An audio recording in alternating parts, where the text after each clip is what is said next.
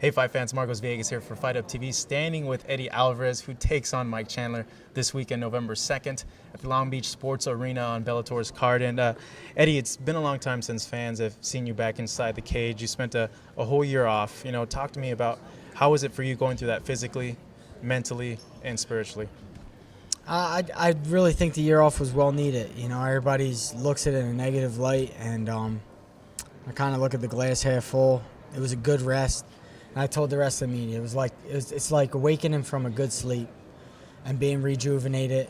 I've been 11 years in the sport. Having a year off is a good thing. And anybody who thinks otherwise is a fool.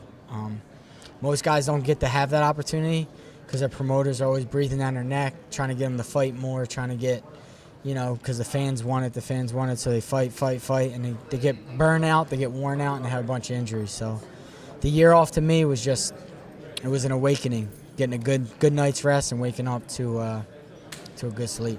A lot of fighters I've spoken to when they've had like long layoffs, they say what you say, but they also say that it felt to them like a mental training camp. Given the situation, why you were away for the time that you were away for, do you see it as that way as well? Mentally, it was like a training camp for you? You mean a mental struggle? Well, that too. No. It just allowed me to be more focused, more clear on what I was trying to achieve. My camp was more goal-oriented. Every day I had a goal. I had something I wanted to achieve, and I treated every day like it was the fight. Compete with my training partners and make sure I got something done. I learned something new every day. So, it was needed, and I'm happy it happened. Talk to us a little bit also, what's been your focus in this camp and even in this year, how have you improved as a fighter and what have you worked on?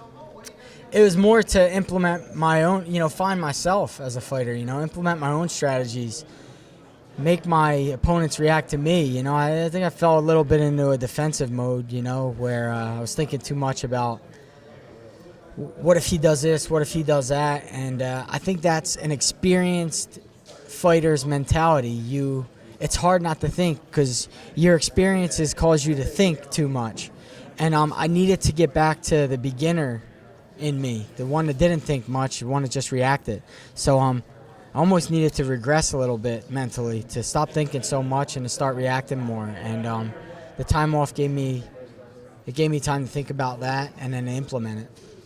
Coming into this fight with what you just told me, are you going to come in like with a loosely based plan then, or you're just going in there and really feeling out what he does in those first initial rounds? Yeah, it's not a plan at all, They're saying Batman, plans are for schemers. I'm not a schemer, I'm just gonna, I'm gonna treat it like life, I'm gonna go with my best foot forward, look at everything positive and react to what's in front of me. I'm not gonna think about too much. That's where I did my best in my career, and that's where I always do my best. Just not think too much. I do well like that, so I'm gonna go with that plan. What do you make of the fights he's had since his fight with you, and do you see, the same mistakes being done on his part? And just overall, what do you make of him now compared to the version that you fought when you did?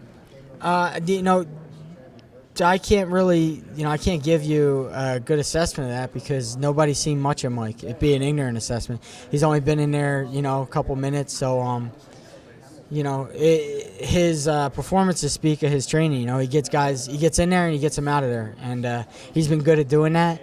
And I like the way he goes in there and handles himself. He's been doing it in a great manner, violent, high pace, just the way I like. And it's just on Saturday it's a battle of wills. He has something that he plans on doing. I have something I plan on doing. Tune in. We'll see who gets it done. On a final topic, was publicized, the whole contract battle, how you wanted to go to the UFC and Bellator match the contract. It's supposed to be a pay-per-view, and now it's just a regular card, Given that situation, do you feel awkward at all fighting back in Bellator, given, that you did want to leave at first, and just overall, how do you see that situation? No, because this ain't about Bellator. This ain't about promotions. This ain't about UFC, Bellator, WEC, whatever company you want to call it. This is about fighters, and fans need to recognize that. This ain't about a company. fighters are good everywhere.